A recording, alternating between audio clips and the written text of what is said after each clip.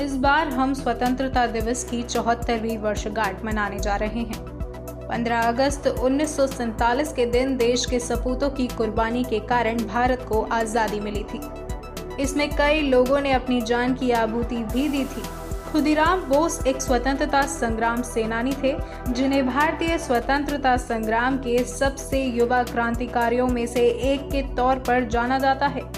क्रांतिकारी खुदीराम बोस की उम्र उस वक्त महज 19 साल की थी जब उन्हें 11 अगस्त 1908 में हिंदुस्तान की आज़ादी की खातिर फांसी को गले लगाना पड़ा।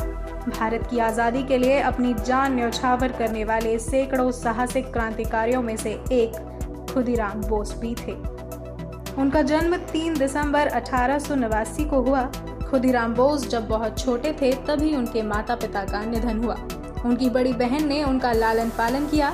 1905 में बंगाल का विभाजन होने के बाद खुदीराम बोस देश को आज़ादी दिलाने के लिए आंदोलन में खुद खड़े हुए। सत्येन बोस के नेतृत्व में खुदीराम बोस ने अपना क्रांतिकारी जीवन शुरू किया। स्कूल के दिनों से ही खुदीराम बोस राजनीतिक गतिविधियों में हिस्सा लेने लग गए थे।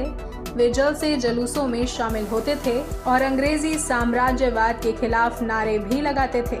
उन्होंने कक्षा 9वीं के बाद पढ़ाई छोड़ दी थी, जिसके बाद जंगे आज़ादी में वे कूद पड़े। 6 दिसंबर 1907 को बंगाल के नारायणगढ़ रेलवे स्टेशन पर किए गए बम विस्फोट की घटना में बोस भी शामिल थे। इसके बाद एक क्रूर अंग्रेज अधिकारी किंग्सफोर्ड को मारने की जिम्मेदारी उन्हें सौंपी गई, जिसमें उन्हें साथ मिला प्रफुल्ल चंद्र चाकी का। दोनों बिहार के मुजफ्फरपुर जिले पहुंचे और एक दिन मौका देखकर उन्होंने किंग्सफोर्ड की बग्गी में बम फेंक दिया। लेकिन उस बग्गी में किंग्सफोर्ड मौजूद नहीं था, बल्कि एक दूसरे अंग्रेज अधिकारी की पत्नी और बेटी थी, जिनकी इसमें मौत हो गई। बम फेंकने के बाद मात्र 19 साल की उम्र में हाथ में भगवद गीता लेकर हंसते हंसते फांसी के फंदे पर चढ़कर उन्होंने इतिहास रच दिया।